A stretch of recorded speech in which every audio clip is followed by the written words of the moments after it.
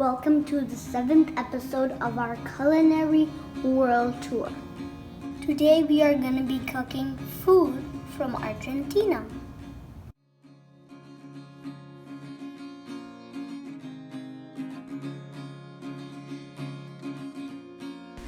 For our trip to Argentina, I chose this Tarta De Acelga Cremosa because of the chard we had growing in the garden. Now this is a very delicious pastry. We love the pie and it has a very nice creamy filling. So just on its own, the filling was absolutely delicious, and with the pie it made a perfect meal. The original recipe also had 5 boiled eggs which are embedded in the pie before we bake it.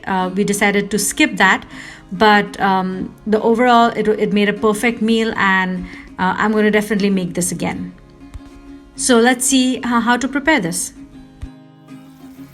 So I'm going to pick some chard for our chard pie today, and we have a video on our gardening and cooking channel on how we grew this. So you can see that we had started the seeds off early in the year, and now they've grown into nice beautiful big leaves. So I'm going to use these today for our main dish.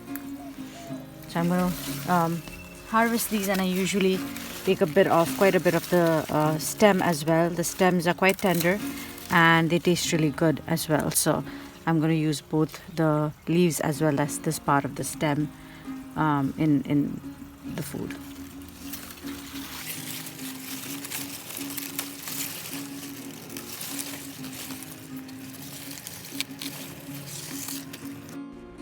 Here is the list of ingredients for the recipe. For written instructions, please click on the link in the description box below.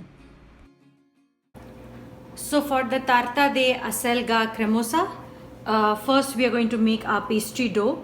So for that we have 300 grams of all-purpose flour, 1 stick of butter, which is about 100 grams of butter.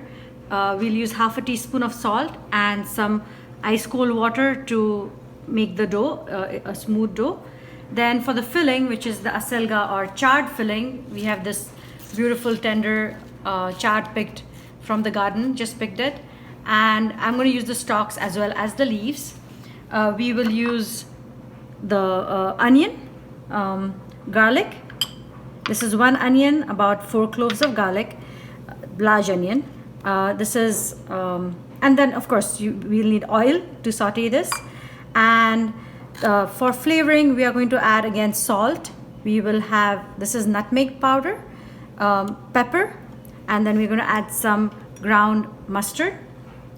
And then for the creaminess, we are going to first make a white sauce out of flour and milk. And then I'm going to use the cheeses. So this is just mixed soft cheeses.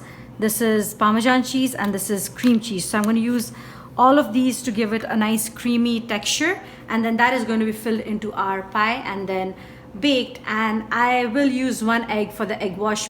I have my flour in my food processor. I'm going to add the salt, and next what I'm going to do is add the cold butter. And this is cold butter, it was in the freezer, so now I've cut it into small cubes. And what we want to do is basically cut the butter into the flour, and this will give it a sand-like texture, and then we'll add the water.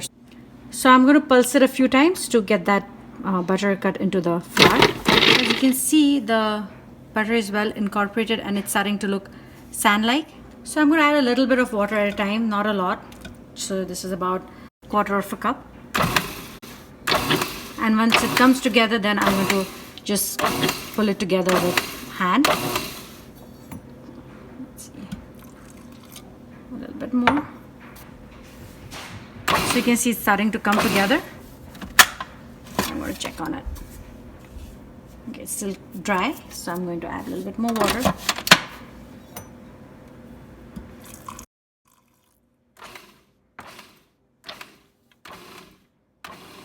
So that's our pastry dough.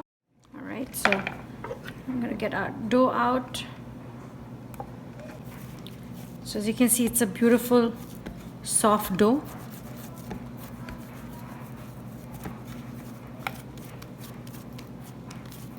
and you don't really need to knead it a lot, just making sure it comes together. And we are going to divide this into 2 pieces and then use it for baking. So I'm going to cut it into 2 pieces right now and then wrap them up individually, kind of flatten them into discs and then wrap them up individually and put them in the refrigerator while we work on the filling. I'm going to wrap this up and we'll go into the fridge for about 20 minutes to half an hour till our filling is done. So all the recipes I read called for the use of 2 to 3 bunches of chard, and here in the grocery store you get about 4 to 5 big leaves in each bunch. So and of course these were some of them were Argentinian channels or blogs, so I don't know what the size of the bunches are out there, so I'm just going to guess here and go with about 15 leaves. So I'm just cutting up my chard now. I'm going to use the stems as well. The stems will kind of provide a nice texture, and so you want to just cut them really fine, and also because they're so tender they're going to cook really fast. To cut the leaves, basically stack them on top of each other and then roll it up.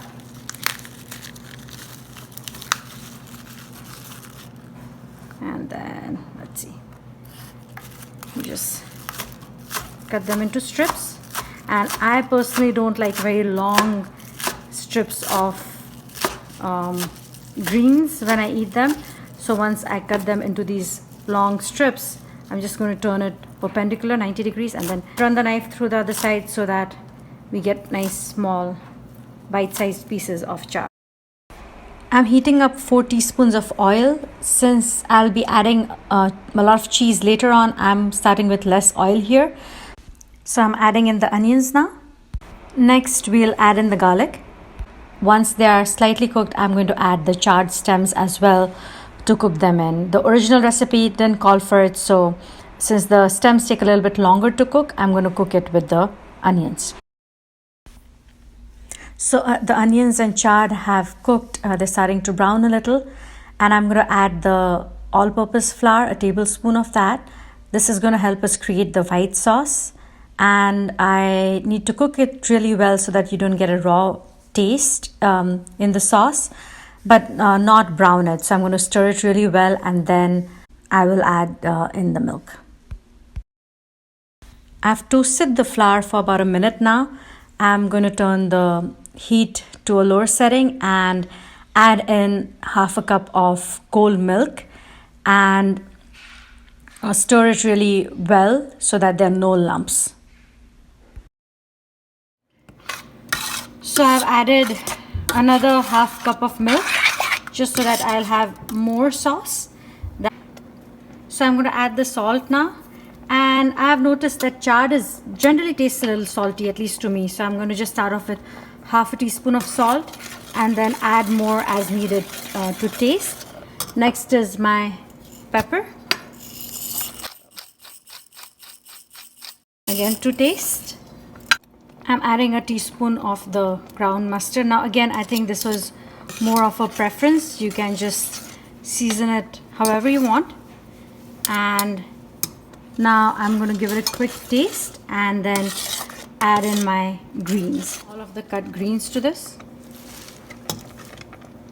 Stir it down.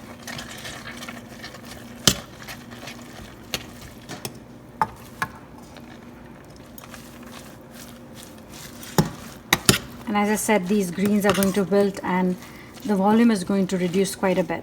So I'm adding the tablespoon of cream cheese to my, as you can see, the mixture is getting nicely reduced and the cream cheese will melt.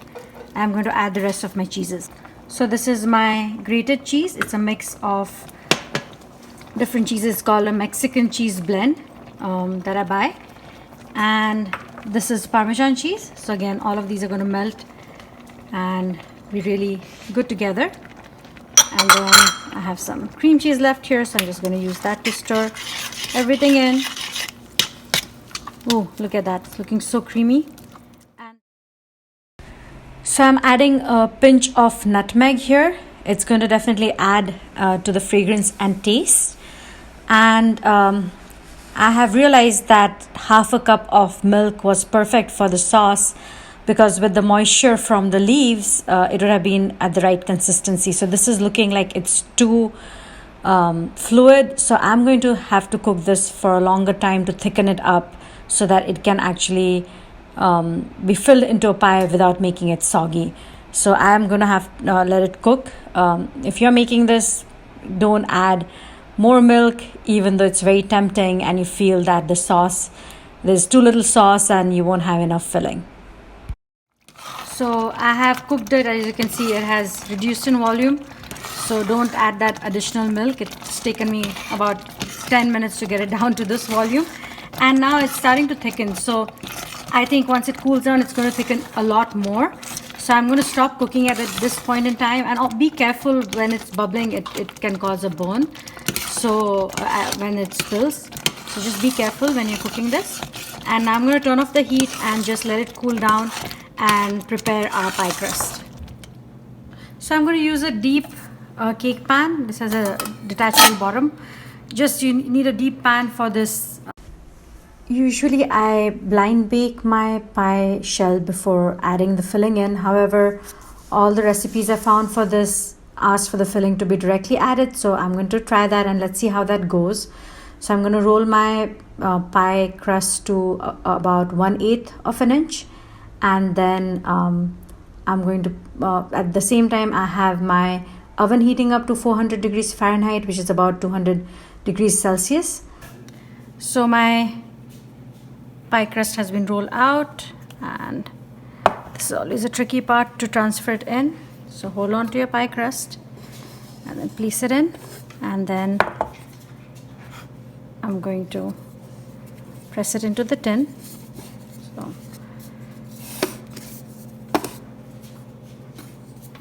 tried to center the pie dough, and I'm going to try and bring it to the edge and then just put it across.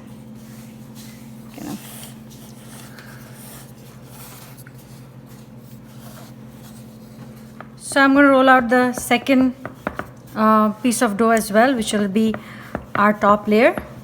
So now this is ready, and I'm going to fill my pie with the filling now. So as you can see, this is my filling. It has thickened. It's still quite flowy, so maybe, like I said, if I'd used less milk, it would be thicker. But it has cooled down considerably, and I'm going to add this in. Now in the original recipe, you're supposed to add boiled eggs into this. So you make a small space here, and then you'll place your boiled eggs. About 5 boiled eggs will go into this pie, and that will basically make a complete meal. But the family did not want any boiled eggs added, so I'm going to skip that piece. Alright, so I'm going to place this second piece of the crust on top, and then cover it, and let me crimp it. So I have folded the edges and then kind of tried to pinch them together, and I'm going to try and crimp it now.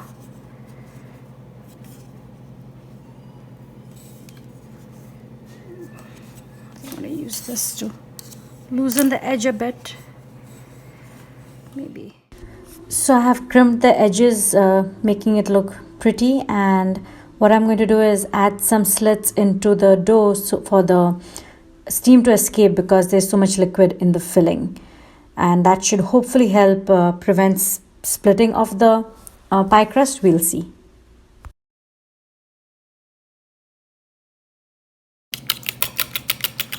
So this is my egg wash. It's 1 egg beaten with a teaspoon of water, and I'm going to wash my pie with this egg wash. Just apply it everywhere gently, and this is going to help the pie crust get a nice browning and also get that shine.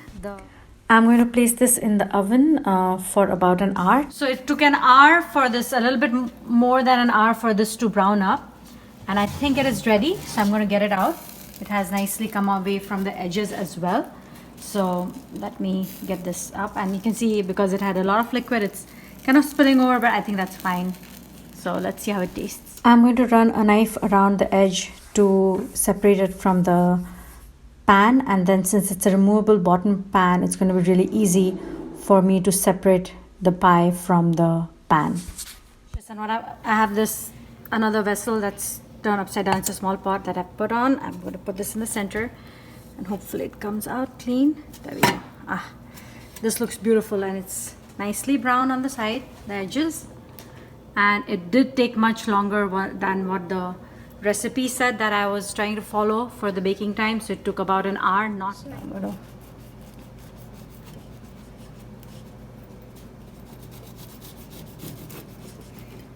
It sounds like it's a crispy flaky crust. So there we go. I did add in a little bit too much of liquid, as you'll see when you see the recipe. So it's going to be a little watery, but I think it's still going to be delicious. So let's see.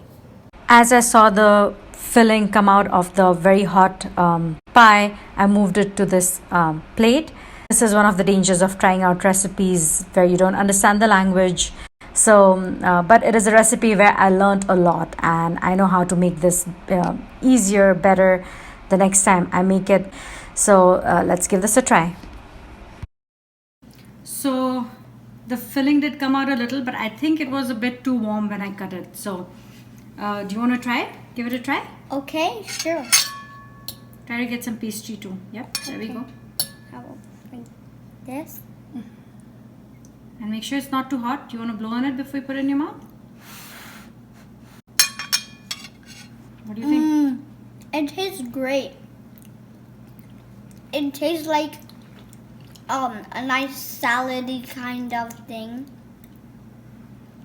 And even though it tastes kind of like salad, the filling, it still tastes super yummy. I think you ticked all the boxes. Great job. Thank you. So the pie has cooled down for about 10-15 minutes and the filling has thickened quite a bit. So key takeaways are use less milk in the sauce and cut the pie after it has cooled a little bit. And the filling itself is just delicious. The pastry is very flaky and tasty, and the combination is just too good that everybody loved it. So I'll be making it again with these modifications, and I hope you like the recipe too.